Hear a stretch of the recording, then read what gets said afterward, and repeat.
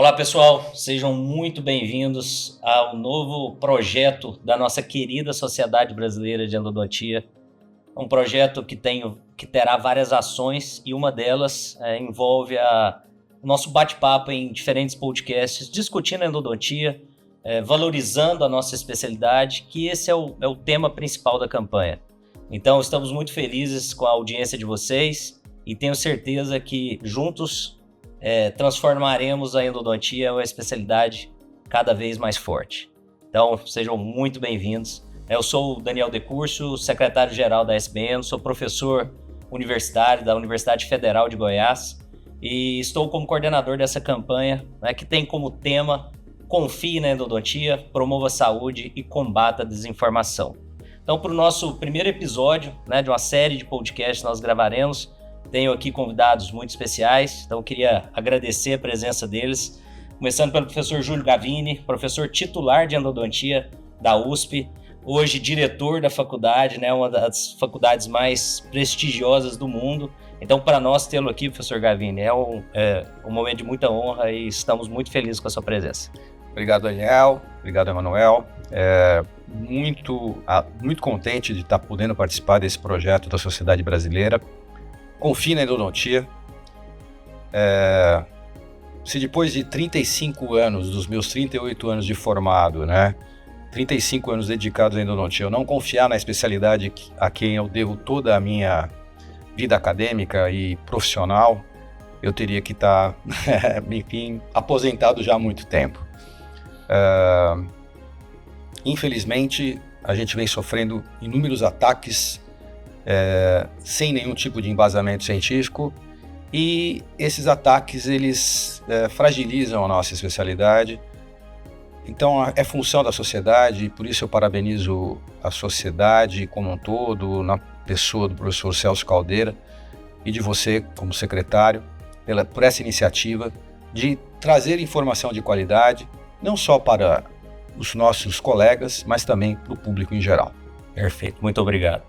Também temos aqui o professor Emanuel Silva, professor de endodontia da Universidade Federal Fluminense, da Universidade Estadual do Rio de Janeiro, da Unigran Rio, e com certeza hoje um dos pesquisadores mais influentes do mundo na endodontia. Então, muito obrigado, professor Emanuel, pela sua presença. Eu que agradeço, Daniel, agradeço toda a Sociedade Brasileira de Endodontia pela oportunidade da gente estar aqui discutindo endodontia de forma séria, combatendo fake news e levando ao público informações que vão ser fundamentais aí para que vocês possam defender a endodontia. Uma satisfação muito grande estar com você, professor Júlio Gavini, com você, Daniel, e vamos para frente, Vamos para frente. Começar isso daí e espero que seja um podcast bem legal e que vocês curtam bastante.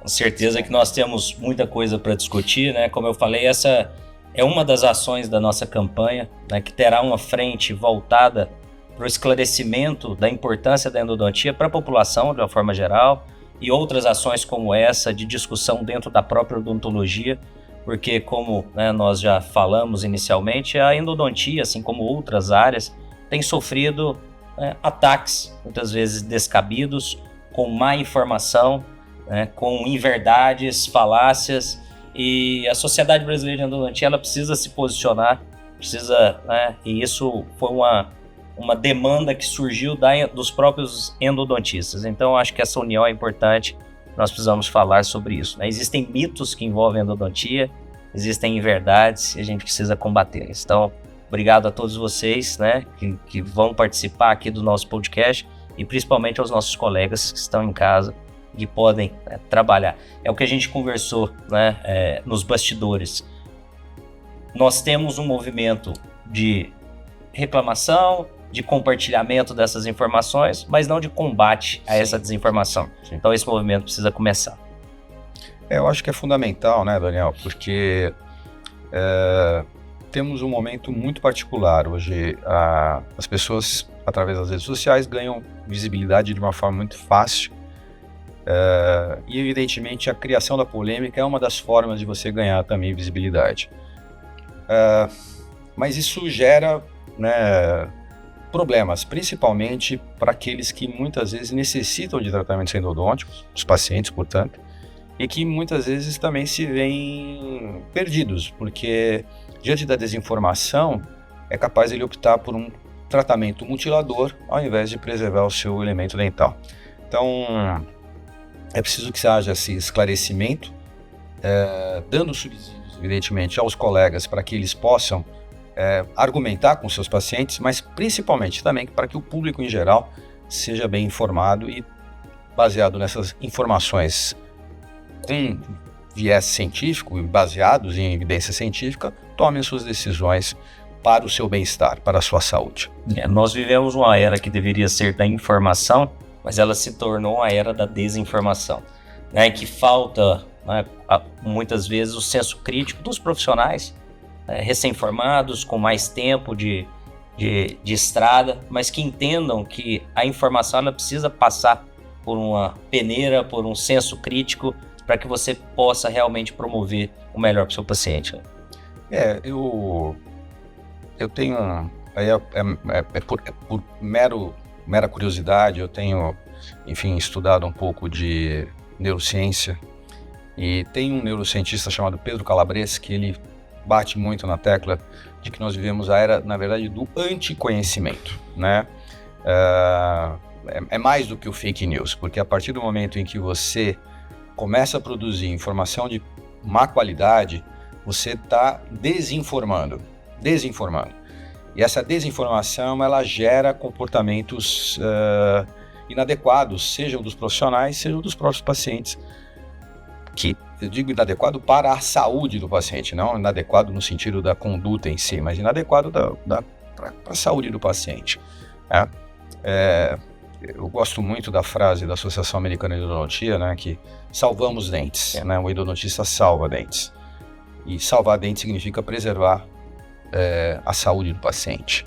E isso é que nós temos que mostrar para os nossos colegas e mostrar para as pessoas que precisam de tratamento, né? Eu acho que isso é o fundamental.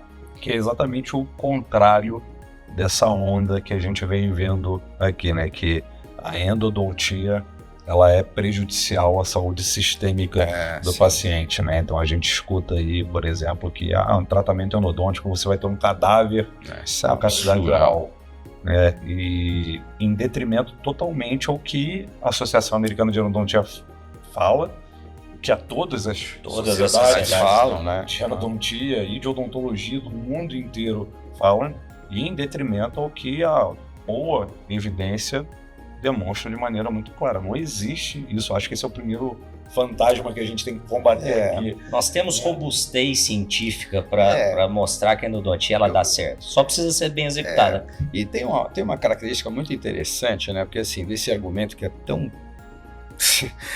tão pobre, né?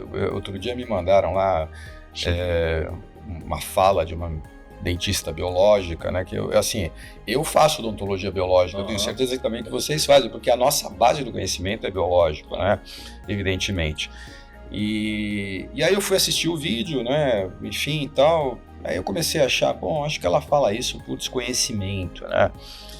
E aí eu continuei a ver lá os rios que ela publicava, e ela pega um artigo do nosso colega Luciano Sintra, que é uma referência hoje, né, na medicina endodôntica, que é exatamente essa inter-relação entre as doenças endodônticas e as doenças sistêmicas e vice-versa, e ela deturpa completamente o artigo. Ele fala, né, sobre as questões de dentes portadores de necrose pulpar e periodontite apical sem tratamento endodôntico, e ela transporta isso para dentes com tratamento endodôntico. Então, assim, aquilo que eu achava que era ignorância, eu passei a achar que é má fé. Então, assim, ou em total incapacidade dela ler um artigo e ter um entendimento do que aquele artigo está discutindo.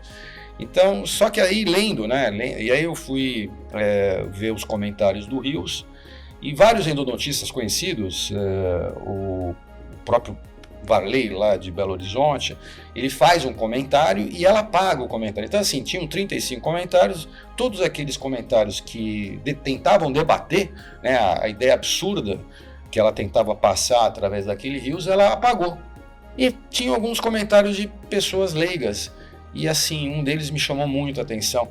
eu tô tão preocupada, minha sobrinha de 7 anos já teve que fazer 2 tratamentos endodônticos. Olha que absurdo isso, né?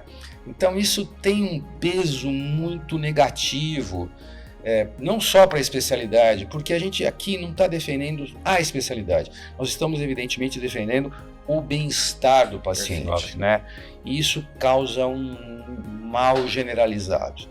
E esse comportamento de manada, né, onde essa pessoa ganha algum tipo de notoriedade, passa a ser copiada por outros que querem o mesmo tipo de notoriedade. É muito ruim isso. Além de você tocou num ponto importante, porque tem crescido, né, essa movimentação dos dentistas se consideram biológicos, mas na verdade eles pregam a extração do dente. Então de biológico não tem nada, talvez biocompatível, porque querem colocar implantes, né? Mas o implante tem que ser cerâmico. Tem que ser cerâmico, também que vai contra o que a ciência mostra. Então, e aí, assim, né, já que temos aqui pessoas que entendem de metalurgia e titânio, níquel, titânio, né? Assim, pode reparar, todas essas pessoas têm lá um videozinho de uma corrente de uma âncora de navio saindo totalmente enferrujada, e eles fazem analogia disso para o implante. Só que o implante não é feito de aço, né? O implante é feito de um metal que tem altíssima resistência à corrosão, que é o titânio. Então, assim, é um absurdo, né? Fora a formação da camada de óxido de titânio, que tem uma capacidade de evitar exatamente o efeito corrosivo, né? Então, assim, má informação de todas as vertentes possíveis, né? E o leigo, só que o leigo não sabe, o leigo não entende as diferenças entre as ligas, entre os metais, e ele embarca nessa loucura. E infelizmente com a indicação de tratamentos multiladores. Claro. E eu não sei se vocês têm essa mesma percepção, mas existe um viés comercial sim, por trás disso aí, que o leigo talvez não esteja atento a isso, mas a gente precisa discutir frente à sociedade de endodontia, mas frente à sociedade odontológica também, que esse viés está existente, você mutila sem a necessidade, né, um sobretratamento e com grande interesse financeiro por trás disso tudo. Isso é muito claro, isso é muito nítido. Então a gente tem que discutir isso daí e levar para a população de não dentistas que existe um problema por trás disso daí, né? Isso é extremamente complicado. Mas voltando para um ponto de vista técnico, né? Porque eu acho que tem essa falha de interpretação, e aí eu concordo, não sei se é uma falha de interpretação pela pessoa não ter o conhecimento do método científico, ou se existe uma má fé ali. Vou usar até uma palavra mais pesada, um mau caratismo ali por trás disso daí.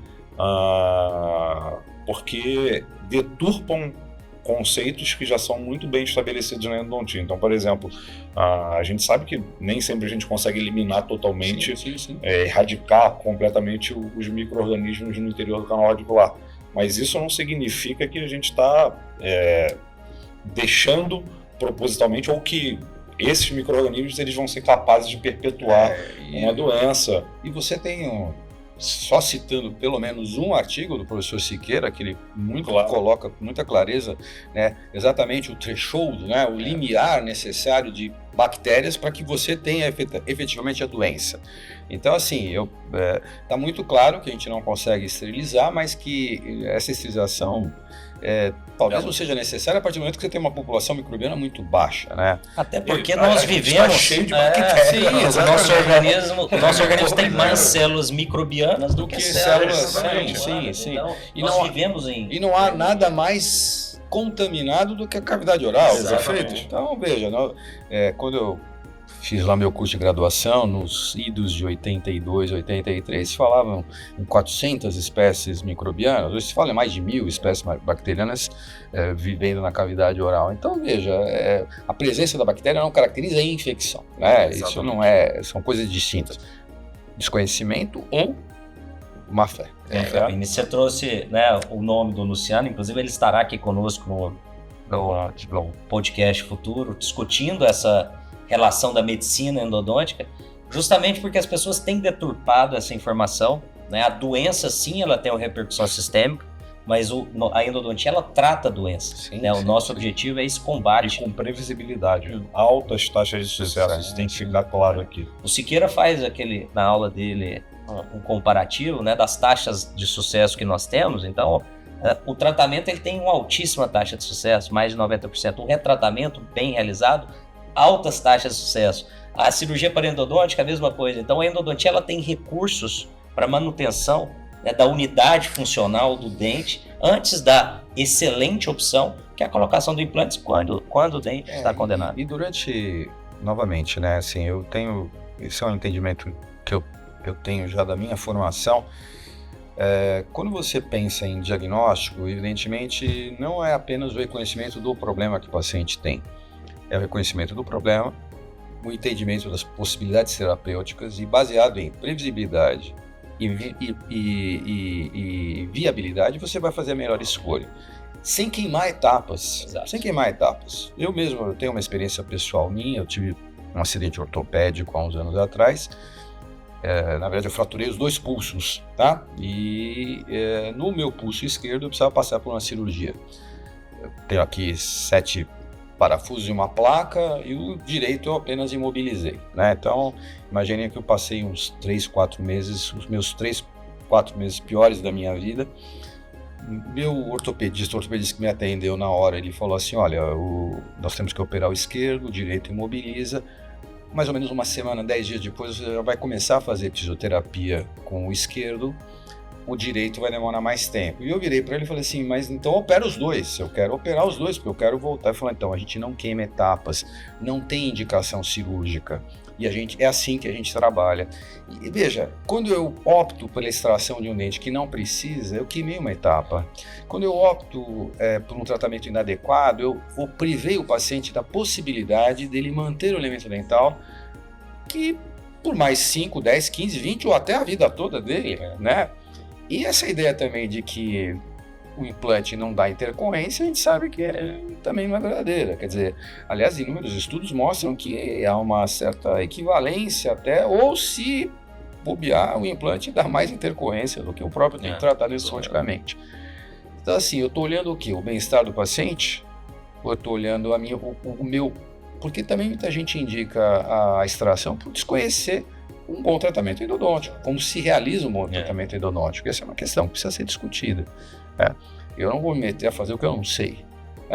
Então, se eu não sei, eu vou buscar ajuda, eu vou encaminhar para quem sabe, eu vou pedir uma segunda opinião. É assim que a gente trabalha, não é assim. Então, é complexo, mas nós precisamos ter um papel esclarecedor, indiscutível. Um grande problema que nós vivenciamos muitas vezes é o profissional transferir para o caso do paciente uma limitação dele. Sim, exatamente. Ele não consegue realizar o procedimento, por exemplo, o tratamento endodôntico bem executado, mas ele tem, como domínio uma outra forma de reabilitar. Então ele transforma o caso, ele adapta o caso para as suas habilidades. E não pode ser isso. Isso não é promoção de saúde.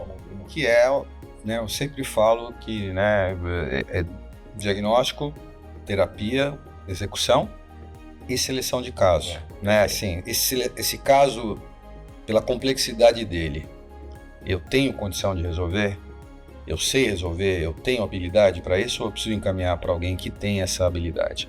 Essa é uma questão que precisa ser muito bem discutida, Então, mas como muitas vezes falta diagnóstico e planejamento, falha a seleção do caso, Se um caso é de insucesso, antes de você intervir, você precisa entender por que ele falhou, qual é a causa. É uma causa anatômica, ligada a uma causa microbiana, é uma falha técnica. A reintervenção não cirúrgica vai resolver o problema? Já é uma indicação da reintervenção cirúrgica? Que tipo de restauração ele tem? É uma restauração definitiva, uma restauração provisória? Eu tenho um núcleo metálico, eu tenho um... Por que falhou, Precisa definir por que falhou. Tentar entender a causa. As pessoas querem executar um tratamento sem entender a motivação dele. Então, é fundamental ter esse entendimento. É fundamental. É saber que a odontologia não é endodontia, ela não é tecnicista, Não. Nós temos ferramentas fantásticas em todas as áreas. A evolução da odontologia nas últimas décadas, nos últimos anos, foi incrível. mas essas ferramentas elas precisam estar ligadas e linkadas a um bom diagnóstico, um planejamento assertivo. Acho que esse é um ponto fundamental. Com certeza, não tenho dúvida nenhuma disso. Agora, que eu acho que a gente tem que ajudar a população de endodontistas como se defender desse tipo de crítica. E essa ferramenta que a gente está criando aqui na forma de podcast, ela pode ser materializada também em uma ferramenta pro endodontista. Um protocolo de defesa para o endodontista, que eu acho que isso daí talvez também seja fundamental. Eu acho que você toca num ponto essencial, Emanuel, e assim, eu acho que todos aqui, né, os 3 aqui já passaram por essa experiência ao atender pacientes, do paciente fala assim, mas doutor, esse dente não está morto, por que ele dói, né? E na verdade o dente não está morto, ele está dessensibilizado. Na hora que na verdade a polpa é removida, né, ou porque é uma polpa com inflamação pulpar irreversível, eventualmente ela está necrótica, né, na verdade o que eu tirei foi o elemento sensorial do dente. Tudo bem, ele tem um papel importantíssimo na formação do elemento e tudo mais. Agora, ao redor do dente, eu tenho estruturas vitais presentes, eu tenho vida, né? Eu tenho ligamento periodontal, eu tenho osso alveolar, eu tenho estruturas que estão vitais. A dor que ele está sentindo é desses componentes vitais ali, através de uma pericimentite, um contato prematuro, enfim, alguma coisa que está desencadeando a dor, até uma resposta do periápice em função do quadro infeccioso que está presente no interior do canal. Perfeito? Então veja, a gente precisa, o conceito não é o dente está morto, o dente está dessensibilizado, né? Você tem alguns tratamentos de doenças neurológicas em que você atua no cérebro para eliminar a dor, na verdade a percepção da dor, ou o efeito que a dor causa no paciente. E você matou o cérebro? Não, você dessensibilizou. Exatamente. Quando você faz uma ablação para corrigir problemas de arritmia, você rompeu algumas fibras ali para que a arritmia não seja desencadeada. Você matou o coração? Perfeito. Veja. Vai para uma série de paralelos, né? Você tem uma encravada, você vai cortar seu dedo? Não, você vai Esse é um exemplo clássico, né? Então, exatamente, assim, não tem entendeu? Então, assim, agora, os argumentos, eles são muito frágeis, né? Os argumentos que esse pessoal utiliza, mas tem um apelo muito forte, né? A partir do momento em que você fala que aquilo causa uma alteração sistêmica, que a infelicidade que o indivíduo tem se deve ao dente tratado ao canal, a depressão que ele tem é desligada ao canal. Então, assim, isso tem um apelo, né? Tem os mapas, né? De ligação. O seu pré-molar, ele está conectado ao fibro. Isso é tão em verdade, né, que a Netflix, isso foi clássico, né, em 2018, lançou um documentário que prontamente foi criticado por todas as sociedades do mundo, né? Sociedades europeias, latino-americanas, americanas, brasileiras, e ela foi obrigada a remover, porque era algo que causava uma desinformação. E era o mesmo discurso que a gente está vendo atualmente, né, Daniel? Na verdade, a mesma situação que a gente vive hoje aconteceu lá em 2018 nesse documentário. Então, alguns médicos, junto com alguns pseudodentistas, vamos dizer assim, né, fazendo correlações absurdas, né? Então, correlação você não consegue uma interpretação errônea de alguns achados, e exatamente indicando extração de qualquer dente que necessitasse de tratamento endodôntico, e mesmo aqueles que já tinham um tratamento endodôntico realizado, mesmo que você não tivesse lesão periapical, mesmo que você não tivesse nada, né? Isso foi esquecido durante um tempo, parece que de uns 3 anos para cá, isso apareceu aqui no Brasil. Os oportunistas, né, trouxeram isso à tona, usando, como o professor Garino falou, argumentos rasos, né, inverdades, discutindo algo que já está muito bem sedimentado, com robustez científica, que a endodontia dá certo. E a gente pode nós teríamos uma série de podcasts aprofundando em cada um desses temas. Mas existem mitos em torno da nossa especialidade que a gente já poderia, né, trabalhar aqui. Por exemplo, primeiro, endodontia, dá certo? Claro que dá certo. Claro que dá certo. Há inúmeros estudos que comprovam, né, taxas de sucesso acima de 90%. Então, eu queria, né, e assim, né, eu aqui também gostaria de trazer uma fala novamente do professor Siqueira, né, que aconteceu no Dental Canal, que assim, nós somos uma sociedade que pode utilizar o hipoclorito de sódio como um agente de descontaminação. Né? Imagina se a gente pudesse jogar hipoclorito dentro da bolsa periodontal, né? Que maravilha seria, mas infelizmente naquele ambiente, né, naquela condição anatômica ou naquele ambiente não é possível, e a gente consegue. Aí você consegue associar instrumentos, substância química, quando necessário medicações intracanal, e também tem ação antimicrobiana, e você tem uma taxa de descontaminação altíssima, né? Nós falamos em estudos microbiológicos em redução de população microbiana de 98%, 99%. Ou seja, situações onde as bactérias que acabam ficando de forma residual não terão condição de perpetuar o processo infeccioso. Perfeito. Portanto, eu queria, né, assim, qual é a taxa de sucesso no tratamento de câncer? Chega a 90%? Não. Né? Então, que tratamentos tem essa taxa de sucesso que a gente trabalha? Não há dúvida em relação a isso, né? Agora, e os insucessos também são tratáveis, né? Não é isso? Exatamente. Temos ferramentas para tratar o insucesso. E nem sempre o insucesso é de causa endodôntica, exatamente. E aí são outros mitos. Aí a gente acaba levando... Alguém tem que levar a culpa, né? Que são outros mitos que a gente precisa discutir. Mas dentro dessa linha, o professor Lars Spamberg, ele publicou um editorial que eu acho muito interessante, que ele faz esse paralelo, né, entre os estudos clínicos randomizados que são desenvolvidos dentro das universidades, que atingem essa taxa de 90% a 95%. Ou seja, a endodontia dá certo. Mas talvez quando você vai para a população, a taxa de sucesso não esteja tão alta, não porque ela não dá certo, mas porque ela não está sendo bem realizada, bem conduzida. Sim. Porque nós temos, infelizmente, colegas que muitas vezes buscam a velocidade, a rapidez, o mais fácil, o mais rápido, o protocolo para todos os casos. Você se afasta do biológico, você se afasta da base, né? Então esse é um ponto... Se você parte da premissa de que, independente do instrumento, da técnica de preparo que você está utilizando, você não tocará mais do que 60%, 65% das paredes, e você precisa de substâncias químicas, é evidente que a substância química precisa de um tempo para atuar. Um tempo para atuar significa que a substância, ou dentro da câmara e do canal, ou ativada ou não, ela precisa ficar ali e ser renovada, né? Então, se eu realmente... eu sou de uma geração que a gente fazia os preparos exclusivamente de forma manual. Você demorava, às vezes, 45, 50 minutos para instrumentar o molar.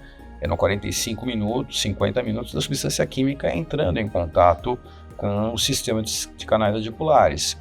Hoje você usa o sistema mecanizado, talvez em 5 minutos você já modele.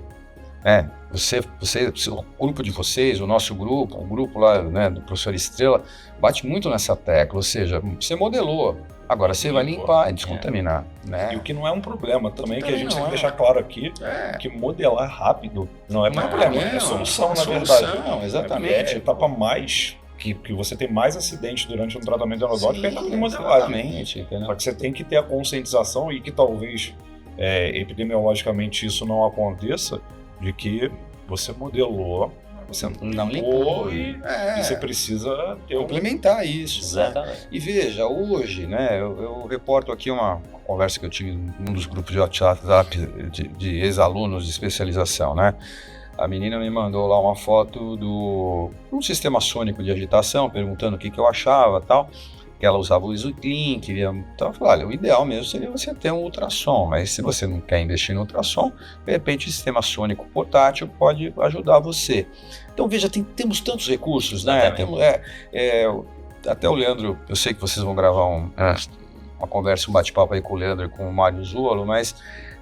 ele tem um post dele no Instagram, acho que é fantástico. Ele fala assim, olha, cara, independente do jeito que você vai agitar, agita a substância química, né? Nem que seja para pegar o cone e ficar chuchando ali, né, e agitando. Então, assim, tem tanto recurso, e tem recurso para todo o bolso, né?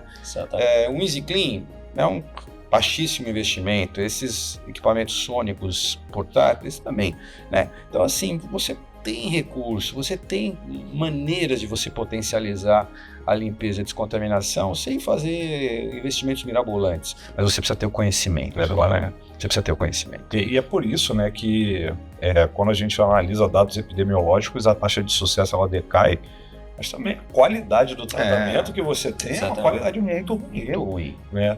E aí, obviamente, você não vai alcançar lá os 95% de sucesso se você faz um tratamento muito ruim. Se você faz tecnicamente pobre,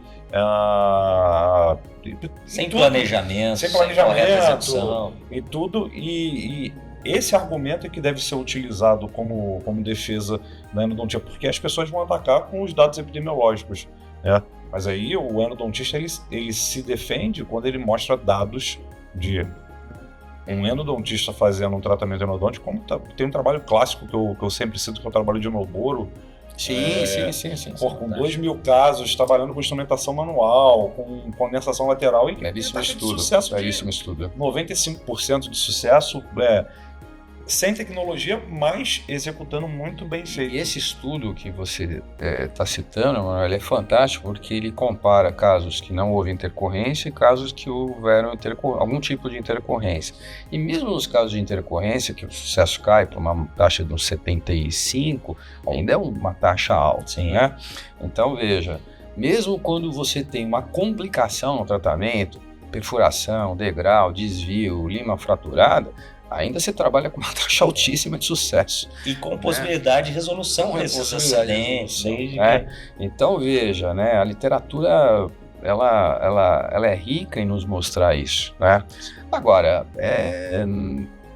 novamente, o bom tratamento, é preciso que se faça uma distinção entre o bom tratamento endodôntico, executado dentro de um protocolo, onde se respeitam os princípios biológicos desse tratamento, né? E o tratamento que é feito meramente para preencher canal. Isso é interessante, né? Você falou, quando você respeita os princípios biológicos, né? E aí, na verdade, quando você respeita os princípios biológicos, você tem alta taxa de sucesso. Então, quem fala que endodontia não tem alta taxa de sucesso é porque não está respeitando os princípios biológicos. Não conhece, né? Então, talvez não seja um dentista biológico. Com certeza. Porque ele está fazendo mal à endodontia e por isso que ele acha que a endodontia tem uma taxa de sucesso baixa. Aí ganha a questão do tecnicismo, do protocolo, né? Porque assim, a gente hoje... e também é muito louco isso, né? Sei lá, 50 mil marcas de lima diferente, assim, né? E na verdade, o futuro provavelmente da endodontia, com certeza, eu talvez não veja, não pelo que eu vá morrer, mas eu digo, né, eu tô aí com 60, talvez eu trabalhe mais uns 10, 15 anos, não sei, vamos ver. Mas assim, é a regeneração, né? Assim, a gente caminha muito rapidamente para um novo paradigma, né? Que talvez o tratamento endodôntico seja regenerar aquela pulpa, né? Ou isso será mais um arsenal de tratamento. Porque evidentemente também se eu tenho um dente com muita destruição coronária, aí não tem muito jeito, eu vou ter que partir para o tratamento convencional. É interessante que a gente entra no segundo grande mito que a endodontia tem. Então, primeiro, a endodontia dá certo, desde que seja bem realizada, seguindo princípios biológicos, entendendo a base e planejando de forma adequada. O segundo, que nós recebemos muitas vezes a culpa por um acúmulo de processos que aquele dente sofreu. E aí o exemplo claro é: endodontia enfraquece o dente. Que não tem nada a ver, o Emanuel mesmo tem uma linha de pesquisa em cima disso. A gente vem falando bastante isso daí, né? Porque a fratura, ela sempre cai em cima do endodontista. E o próprio endodontista, ele se culpa e adota estratégias que não tem problema nenhum a gente adotar algumas estratégias para você preservar a estrutura dentária, desde que você não comprometa a desinfecção, né? Mas ele adota estratégias preventivas porque ele acha que o tratamento endodôntico ele pode estar gerando uma maior possibilidade de fratura em um elemento dentário. E na verdade, a fratura ela é multifatorial. A gente tem tanta coisa envolvida nesse processo. Só duas coisinhas aqui. Verdade. Hábitos parafuncionais. totalmente fora do controle do endodontista. O endodontista não pode fazer nada por isso. Você precisa ser um tratamento. Você pega o indivíduo que é classe 2, assim, E o acúmulo de perda de estrutura que o dente E aí depois você faz uma ótima endodontia e o dente é mal reabilitado. Porque a endodontia enfraqueceu o dente ou porque você removeu. Está mal reabilitado, não está com os pontos de contato estabelecidos. A perda de uma proximal é muito mais impactante no enfraquecimento do dente do que o tratamento endodôntico, muito mais. E aí, evidentemente, muitos dentes que nós vamos intervir endodonticamente são dentes que têm uma certa destruição. A grande maioria deles. Agora veja, mesmo hoje, assim, quantas possibilidades nós temos de reconstrução desse dente antes de você começar até a intervenção endodôntica, Então, assim, veja, você tem maneiras de você reabilitá-lo até para a intervenção, É sensacional isso, Como evoluir os materiais, enfim, as possibilidades técnicas do que a gente passa, Então, assim, eu particularmente, quando eu tenho lá dentes que têm perdas proximais grandes, que poderiam até interferir na qualidade da minha irrigação, eu reconstruo o dente, entendeu? E aí a gente vai fazendo odontia, Então, veja, é óbvio que hoje se tem uma ideia, e o Emanuel tem uma linha muito forte nisso, muito bem sedimentada, a endodontia minimamente invasiva, Será que a gente precisa mesmo disso? Será que esse conceito é um conceito correto também? Acessos mínimos, lógico, não preciso talvez fazer aqueles acessos clássicos que nós fazíamos há 10, 15, 20 anos atrás, mas o problema, com certeza, está justamente na entrada do canal, Aquele preparo cervical, sim, precisa, aquela coisa clássica que se usava largo 3, largo 4, gates 5, isso não tem mais espaço. Agora eu pergunto, e o ápice? É zona de fragilidade? Será? E aí, assim, eu vou fazer uma instrumentação mínima, parando na 20, conicidade 0,6, para não enfraquecer o dente. Só que eu usei uma conicidade 0,6 também, não é isso? E aí como é que fica lá em cima? Então, veja, eu quero justificar o injustificável, eu quero basear uma técnica nova naquilo que também não enfraquece o dente, então, E aí, qual é a interação do volume gigante de hipoclorito na estrutura dentinária a partir do momento que eu removo a parte orgânica dessa dentina? E aí sim, eu eventualmente posso fragilizar o dente, Por uma relação, alterar a relação da dentina, Alguns pontos interessantes. O primeiro é que eu sou um colecionador de livros antigos de endodontia, eu adoro. Então tem a primeira edição do Ingle, se eu não me engano é 1960, posso estar equivocado. E eu peguei lá o capítulo de acesso, e é interessantíssimo que você pega o acesso, não tem nada divergente. O acesso ele é paralelo se não tiver convergente. Então, no molar inferior, por exemplo, a distal ele é até um pouquinho convergente, E aí eu fiz numa apresentação minha uma foto desse acesso do Ingle com uma foto de um acesso conservador publicado num artigo no Journal of Endodontics. E é exatamente a mesma coisa, Exatamente a mesma coisa. Então, quando eu falo assim, a gente tem que fazer uma endodontia minimamente invasiva, sim, mas sem gerar nenhum detrimento ao tratamento endodôntico que possa comprometer o prognóstico. Exatamente. Ser conservador não significa não limpar, não sanificar. E mesmo, assim, aquela loucura, assim, faz 3 furinhos no teto e trata. Peraí, que aí? Como é que você vai... Se já com todo o acesso você não consegue tocar todas as paredes... Imagina isso de um ponto de vista epidemiológico. É simplificar o que não é simples. Não é simples. O tratamento endodôntico não é simples. Então é óbvio, nós temos ferramentas que vão proporcionar acessos mais conservadores, preparos um pouco mais conservadores, mas há necessidade de se ampliar, chegar naquela região apical. Mais, viu, Daniel? Assim, a endodontia é muito complexa, ela tem muitas etapas, você tem que ter domínio técnico de todas as etapas e, além disso, evidentemente, você tem que ter domínio associado ao conhecimento. Mas a odontologia ela é complexa, Claro. Então, assim, não dá para simplificar aquilo que é complexo. há muito tempo atrás, eu estava num evento, num congresso e tal, e com a história da mecanização, o palestrante chegou e pôs lá no fundo, né, tal, mostrando a técnica de preparo dele, com as limas que ele usava e tal, e pôs uma música, eu acho que é do Skank, sei lá, de fundo, né? Fácil, acho que não é Skank, é o Jota Jota Quest, né? Fácil, extremamente. Cara, isso é um absurdo, não tem coisa fácil. Não tem coisa fácil, né? E até porque, assim, à medida que você vai se adestrando e ganhando conhecimento e adestramento, né, que são duas coisas que tem que caminhar juntas, você vai se habilitando a fazer coisas cada vez mais complexas, né? Então, também há um erro de colegas nossos que tentam passar para recém-formados ou estudantes que aquilo é muito simples, que se você fizer daquele jeito, sempre atalhos, né? Macetes, né? Faz assim, não funciona assim.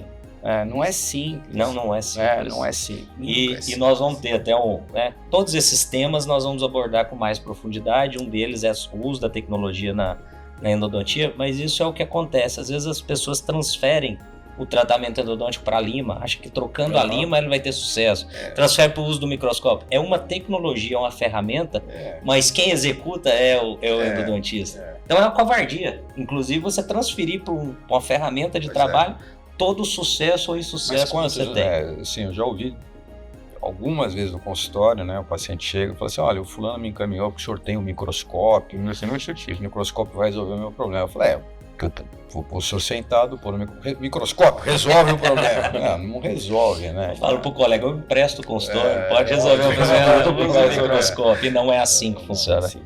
Agora, eu acho que, novamente, voltando para a questão enfraquecimento, fica claro que o tratamento bem conduzido, ele não enfraquece. A condição do dente, sim, pode ser um fator a ser considerado, como outros fatores, como o Emanuel colocou. E nós temos um papel importante também nessa informação, seja para os pacientes, sejam para os endodontistas. Né? A famosa comunicação. Né, que muitas vezes falha. O endodontista ele tem um papel fundamental de comunicação junto ao radiologista no momento do planejamento, entender as condições iniciais, né, para um bom diagnóstico. Ele tem um papel fundamental com a comunicação com o periodontista, nas situações em que envolvam, né, patologias da endodontia e principalmente com o reabilitador, né, porque essa comunicação é importante com o reabilitador. Nós também teremos aqui a presença do professor Garofalo num outro bate-papo futuro, justamente para a gente discutir essa inter-relação. Porque é importante entender que a endodontia ela não termina na obturação e há uma relação direta com a reabilitação. E para combater essas fake news é importante que o endodontista saia da casinha dele e converse com os colegas. Né? Isso vai ser bom para tudo, né? Mas também para combater essas fake news, isso daí é importante. Mostrar que as inverdades não têm fundamento nenhum. E que a gente consegue sim fazer endodontia previsível, que a endodontia não enfraquece o dente, inclusive bem reabilitada você restabelece quase a totalidade da resistência mecânica de um dente e se comunicar, né? Agregar as outras especialidades. A gente ficou muito isolado, né? E a gente talvez tenha que ter essa inter-relação um pouco maior, né, daqui para frente, que é algo que o endodontista tem que trabalhar. Eu trago ainda, viu, Emanuel, um tema que eu acho que é fundamental, que é a educação continuada, né? Quem trabalha na área educacional hoje fala que a gente vive a era do lifelong learning, né? Ou seja, você vai ter que estudar a vida toda, independente da sua área de atuação, porque as coisas têm uma evolução muito rápida, há muita informação. Evidentemente você tem que estar treinado também para selecionar a informação de qualidade, que não é aquela que te convém, é a informação embasada em ciência. Isso tem uma diferença brutal, porque quando eu quiser justificar até uma conduta inadequada, eu vou encontrar informação para isso, mas não é isso que eu estou falando. Estou falando de buscar informação de qualidade. E aí, até no outro podcast, da Simoni com o Eudes, eu levantei esse problema, né? Ou seja, você fez especialização em endo nos anos 2000. E aí você nunca mais pisou num congresso de endodontia, você nunca mais fez um curso, você é endodontista? Eu não sei. Porque assim, as coisas mudaram tanto nesses últimos 24 anos e vão mudar muito mais. E você não se atualizou em absolutamente nada. Não pode ser um título estático. Você não é endodontista, você está como endodontista, como especialista. Por isso que eu entendo, eu não sei se nós vamos chegar a ver isso aqui no Brasil, o americano ele tem que defender o título, né, de uma certa forma, mostrando que ele está fazendo cursos, congressos, participando de atividades científicas. Ele tem que fazer uma certa pontuação anual para dizer, olha, realmente você ainda é especialista. Né? Então veja, né, temos congressos de excelente nível, de excelente qualidade, né, possibilidades de discussões científicas de altíssimo nível.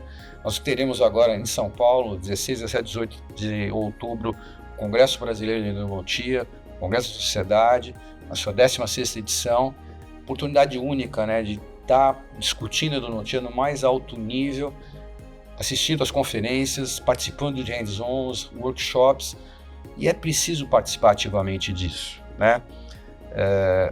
Também um outro problema que a gente enfrenta hoje é a proliferação de uma série de congressos, né, que são congressos ou atividades caça-níqueis, e aí o endodontista, o clínico, ele também precisa diferenciar a qualidade dos eventos que ele participa, né? Porque, enfim, hoje, infelizmente, muita coisa é monetizada apenas para ser uma fonte de renda para quem está organizando. Então, quando você participa de um evento, de bons eventos científicos, você tem que valorizar isso e você tem que aproveitar essa oportunidade. Eu acho que é fundamental.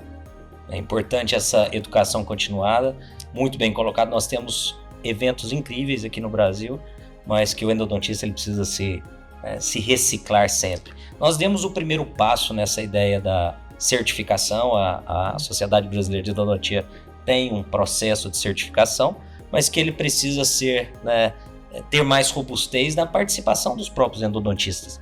Se nós não valorizarmos as ações que a nossa sociedade, que nos representa, pratica, nós depois não podemos simplesmente reclamar que não há atividades sendo realizadas. Existem, mas precisamos nos unir e dar força, a essas atividades em prol da especialidade. E tem que ser orgulho do endodontista brasileiro ser certificado pela Sociedade Brasileira de Endodontista.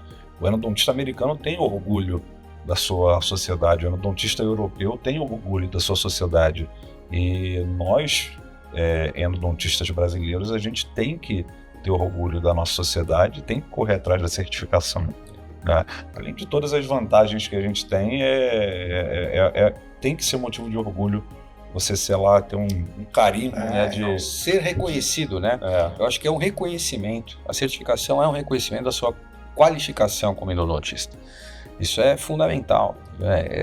Eu concordo, né, plenamente, assino embaixo com o que vocês estão falando. E vejam, quando nós pensamos em América Latina, nós somos a maior sociedade, né? Assim, em termos de... Melhor, nós somos o maior número de endodontistas da América Latina. Nós estamos falando provavelmente hoje entre 17 mil e 18 mil dentistas registrados no Conselho como endodontistas. Esse número, a grosso modo, ele se aproxima muito ao número de oftalmologistas que existem no Brasil, né? Então, temos aí uma certa semelhança entre número de pessoas endodontistas e oftalmologistas. Um congresso de oftalmologia, o Congresso Brasileiro de Oftalmologia, ele tem em torno de 3.500 a 4.000 participantes. Não tem a totalidade, mas tem um número bastante expressivo. Os nossos congressos giram em torno de 1.000, 1.200, 1.300 entre presenças online e o presencial. É um número expressivo, indiscutivelmente, mas ainda eu acho que ele é muito modesto perto do número de endodontistas que nós temos. Então veja, essa é uma preocupação que nós temos que ter. Aonde esse endodontista está buscando conhecimento, se atualizar? É preciso entender isso, né? E aí, novamente, caímos no início, que é se ele se baseia apenas em rede social, a qualidade da informação ali é muito ruim. precisa saber selecionar os seus curadores, né? Mesmo que na rede social, nem toda informação ou grande parte da informação que está ali, ela precisa ser, né, melhor avaliada. Eu tenho sempre esse pensamento, eu acho que a academia, a ciência, ela demorou a entrar nesse mundo, mas é um mundo de comunicação. Então nós precisamos levar essa informação e a sociedade tem buscado isso, não só para o endodontista, mas para a odontologia como um todo e a população, né, que tem informações equivocadas sendo disseminadas. Então nós precisamos ocupar esse espaço também. Ô Daniel, um ponto interessante, né? Que de fato a academia demorou a ingressar, mas eu penso que demorou porque a academia não tem a intenção de monetizar Sim, perfeito. a rede social, né? Diferente de outras pessoas que são profissionais de uma rede social, né? E que basicamente só trabalham com aquilo dali, ou tem só maior carga horária de trabalho semanal na rede social e vivem daquilo dali. Então, isso é uma dificuldade que a gente vai ter, porque a academia não vai ter esse objetivo de monetizar aquilo dali. Então, obviamente que o engajamento da academia vai ser menor do que o engajamento de profissionais de uma rede social. E que vem ali uma oportunidade financeira, né? E grande, e muito grande, né?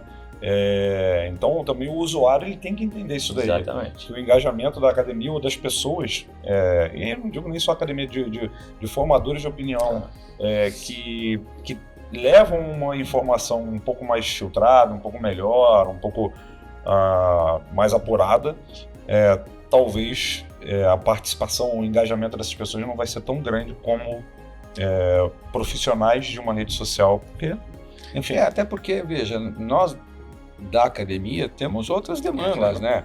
Assim, entre você ter tempo livre para ficar fazendo o post, você fazer a sua pesquisa, levar a sério aquilo que você está estudando, você vai se dedicar à pesquisa, né? Então, assim, são coisas distintas.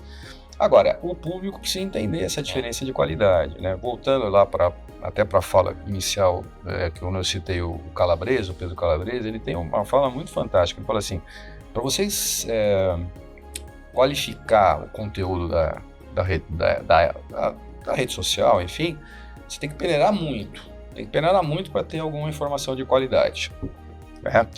E ele, obviamente, ele foca no conteúdo dele, que é autoconhecimento, enfim.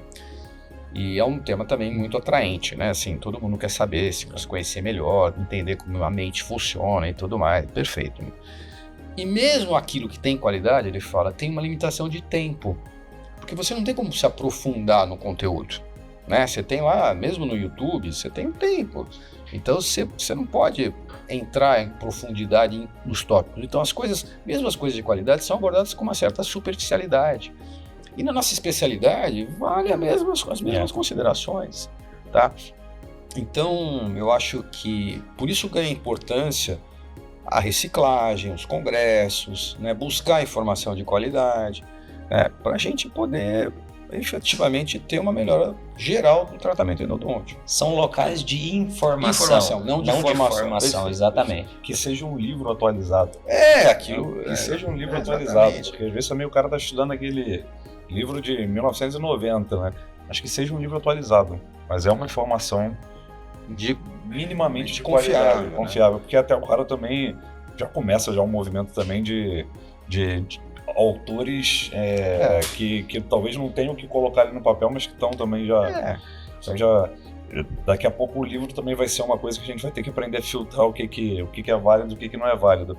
Mas eu acho que essa educação continuada tem que acontecer, atualizações, quem sabe até uma nova especialização. Eu já vi endodontista, já ciclar outra especialidade. Já passei. A gente já passou por isso. Por experiência também. Uma endodontista que era endodontista há 20 anos e quis fazer de novo o curso.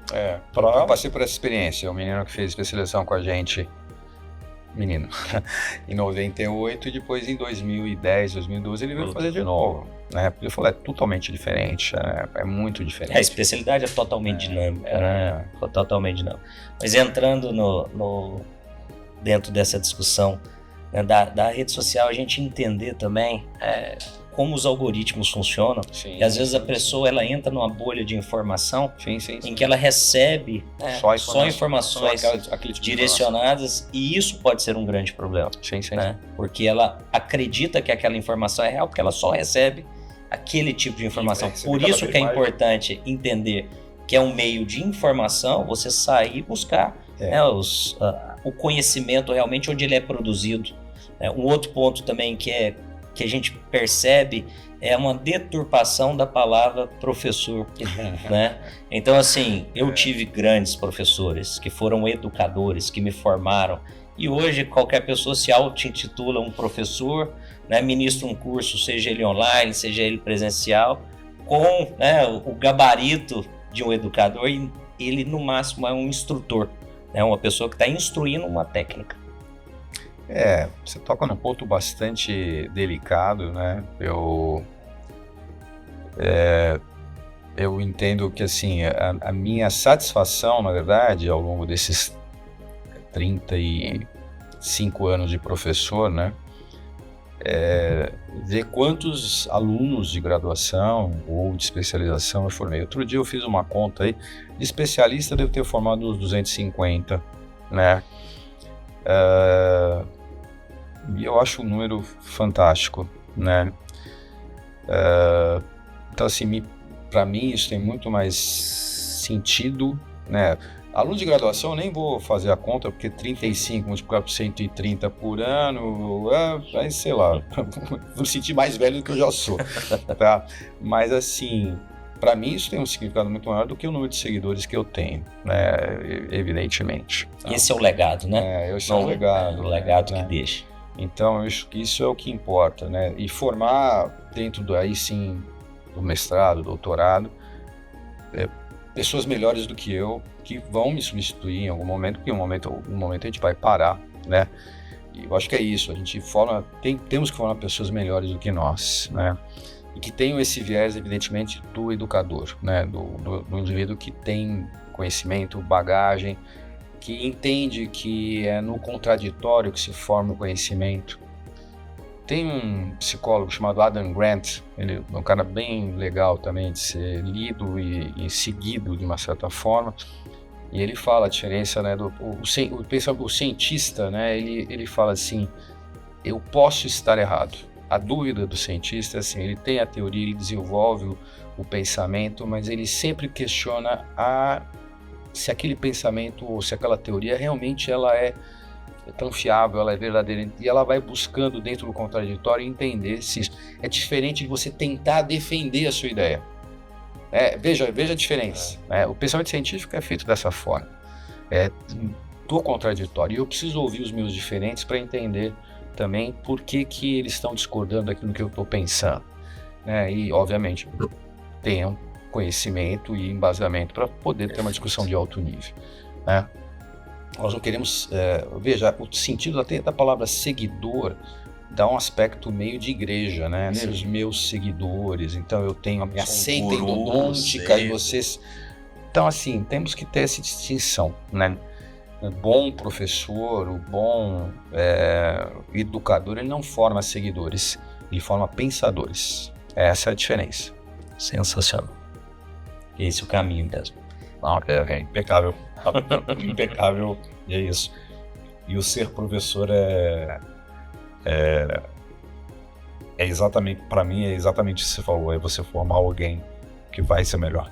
Sim. E você vai se doar ao máximo para você ter um pupilo melhor do que o mestre. Sim. Isso daí para mim é ser um professor. E essa produção, né, o Gavino tocou muito bem, do conhecimento, da ciência, ela é dinâmica também. Nós temos que entender que a ciência, as teorias, elas às vezes são verdades para um momento, com as ferramentas que nós temos, mas que há uma evolução, né, e nós precisamos acompanhar essa evolução. Não defender uma ideia porque ela foi sua lá atrás, mas talvez entender que houve uma evolução. E esse é o grande E na verdade, pilar. o cara que tá ligado à ciência, ele é um cara que ele tá sempre passível a mudar. Sim. E ele não tem problema nenhum de mudar, claro. Mudar, pelo contrário, mudar uma regra, porque a ciência evolui e os conceitos vão se modificando e você vai mudando. Então, aquele cara que tem aquela ideia fixa e que não quer modificar, porque aquela é a ideia dele, a camisa que ele veste, que ele carrega, esse daí a gente enquadrado. Tem que diferenciar isso de torcida. A torcida é isso. A torcida é vestir a camisa, eu sou palmeirense aqui, eu vou sempre torcer o Palmeiras, e o Palmeiras sempre vai ser o melhor, tal. Mas assim, se eu falo agora de futebol, né, se eu sou um indivíduo que trabalha com futebol, eu vou olhar o futebol com um viés imparcial. São coisas diferentes, né? Então, assim, mas hoje a gente vê muito torcedor. O cara veste a camisa da sessão única, do instrumento único, do sei lá do que único, do canal em 15 minutos, tal. Mas qual é o embasamento disso? Qual é a vantagem? Eu tenho prestígio porque eu sou um educador, eu tenho prestígio porque eu tenho muitos seguidores. Né, assim, será que eu preciso, como é que eu falo, né, assim, se eu precisar ser famoso, eu tiver que fazer dancinha de TikTok, eu tô fora, né, assim, não vai rolar, entendeu? Mas sei lá, também assim, a minha vida cotidiana é tão banal, eu te garanto que, sim, ninguém vai querer saber o que eu faço no meu dia a dia, qual é a cueca que eu visto, que camisa eu uso, qual é o meu perfume. O que importa, aliás, para mim, o que importa até o que os outros pensam de mim, sinceramente, tá? Eu gostei. Tem gente que gosta, tem gente que não gosta, e a vida é feita dessa forma, mas as minhas convicções, os meus valores, eu não vou mudar porque os outros desejam ou para agradar quem quer que seja. Eu acho que é isso que é fundamental. Isso está se tornando um mal de uma geração, né? As pessoas se importam muito mais com o que os outros pensam dela do que ela realmente viver e ter aí seus momentos, sejam eles profissionais, pessoais. Vivem uma vida falsa. Vivem uma vida falsa. Apresentam para outras pessoas uma vida falsa e isso gera angústia, frustração naqueles que não atingem muitas vezes. Isso é legal que na endodontia existe essa vida falsa. Sim, a vida falsa dos casos bonitos, dos casos lindos. Sim. É que as que pessoas, tudo dá certo. Tudo dá certo, tudo funciona. Eu ouvi uma vez isso, numa série que eu assistia, que a menina estava interagindo com um cara lá e tal, e assim, ela estava conversando e uma hora ela, me dá o seu Instagram. E ele fala, não, mas eu não tenho Instagram. Lá, você não tem Instagram? Todo mundo tem Instagram. Eu falei, então, a gente está aqui conversando já tem umas 2, 3 horas, tal. Você não acha muito mais legal esse tipo de interação do que você entrar na rede social e você ver aquilo apenas que eu quero mostrar para você? Porque aqui eu estou te conhecendo, a cada assunto você está emitindo uma opinião e eu estou te respondendo, né? Porque as pessoas são como cebolas, né? A gente tem várias camadas, à medida que a gente vai se conhecendo, a gente vai conhecendo as camadas mais profundas da pessoa. Na rede social, ou nos casos bonitos, eu só te mostro o que é bacana, eu não te mostro o que dá errado. Né? Então, assim, só que isso cria um ambiente ilusório e que as pessoas entendem que esse é o mundo real. E, na verdade, esse não é o mundo real. Não é um mundo real, com certeza. Que na verdade não gera aprendizado nenhum. Porque a gente só aprende com erro, na verdade. Exatamente. É um crescimento, né? É um processo contínuo. Então, de erros e acertos, enfim. E é um mundo falso, de que tudo dá certo, de que nada dá errado, de que a endodontia é difícil. A gente discutiu isso aqui, a endodontia é difícil, não é simples. Não é fácil, extremamente fácil. Ela tem as suas dificuldades e, invariavelmente, você vai ter algum tipo de problema e a gente tem que aprender com esse erro. Eu falo que a gente não pode normalizar, a gente não pode também viver num mundo que você errou e você faz penitência e chega em casa e chicote. Não. Mas a gente não pode banalizar o erro. Não é a busca da perfeição, é a busca da excelência, né? É lógico. A perfeição ela não vai existir, agora a busca da excelência te faz melhorar. Você vai sempre buscar melhorar. O próprio Adam Grant fala que o perfeccionismo você está preocupado com o resultado final. A excelência está preocupada com o caminho que você está trilhando para melhorar cada vez mais. Sensacional. São caminhos, são coisas distintas.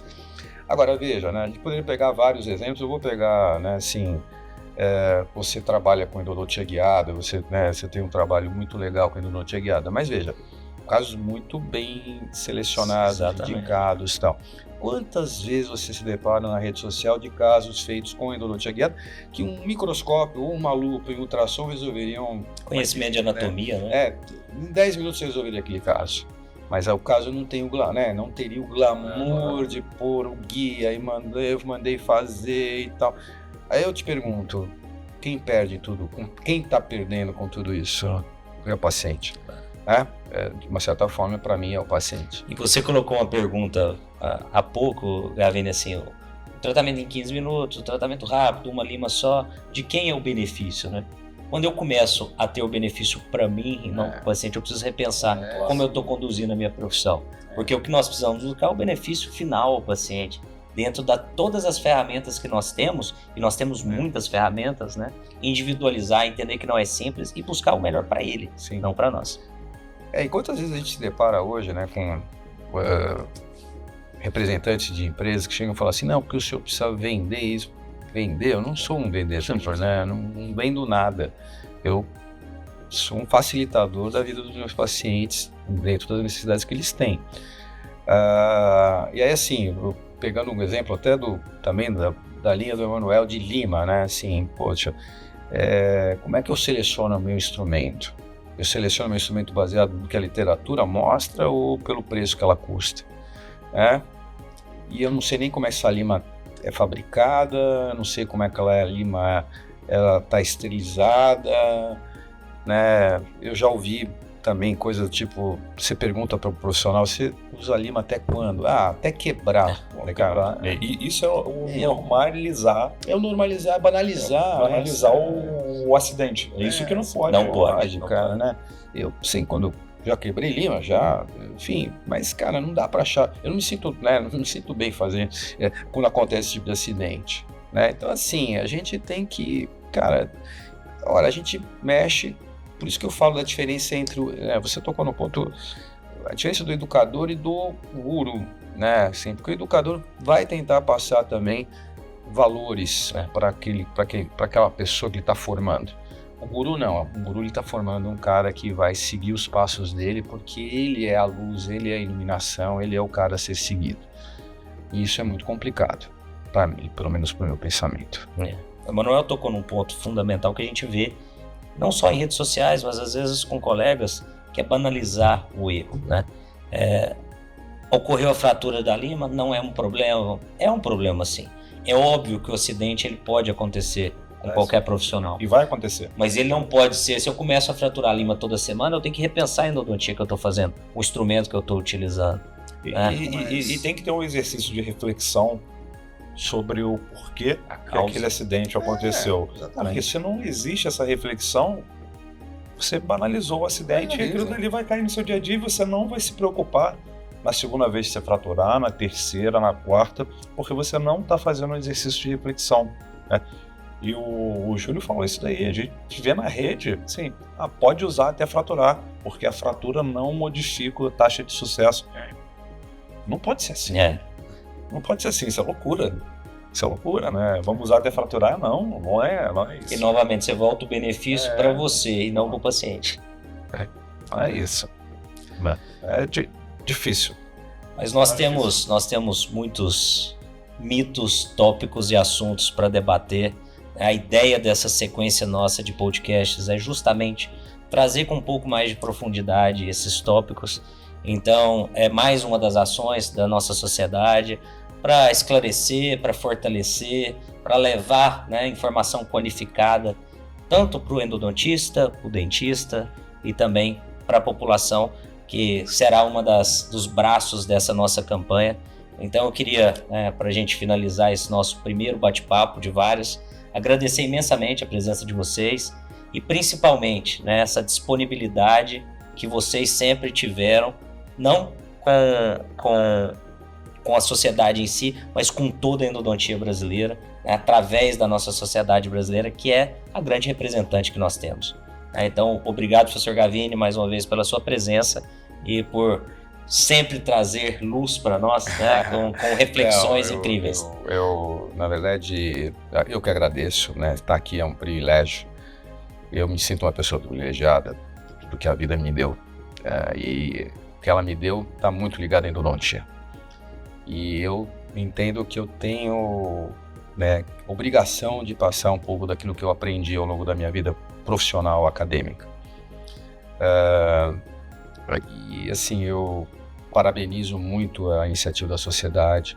Entendo que isso é fundamental para que as pessoas possam ter informação de qualidade e que essa campanha se perpetue não apenas no ano de 24, mas que ela tenha, enfim, repercussões nos demais anos. Se tem uma frase que eu gostaria de usar para encerrar, né, que é uma frase que para mim ficou muito marcada, é assim: pare de fazer pessoas estúpidas famosas.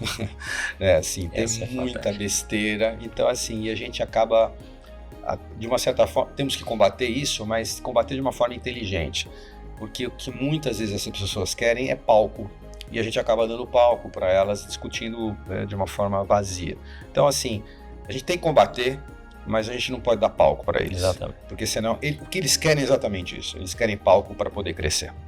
Parabéns e contem comigo no que for preciso. Obrigado, professor Gavini. Só fazendo um gancho aí, às vezes, né, esse compartilhamento que a gente faz de uma idiotice que é dita, dá notoriedade para a pessoa, dá engajamento na rede social. Perfeito. Então, o simples compartilhar já é um palco que nós estamos dentro. Concordo plenamente. Vamos discutir a endodontia séria, né, e deixar de lado esse pessoal. As falácias, as inverdades que essas, né, eles vão com o tempo. Não existe nenhum deles que se perpetuou e que trouxe um legado, como você colocou aqui, de formação de pessoas, de recursos humanos.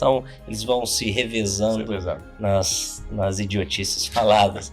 Zé Manuel, muito obrigado mais uma vez aí pela sua disponibilidade. Veio do Rio para participar conosco aqui.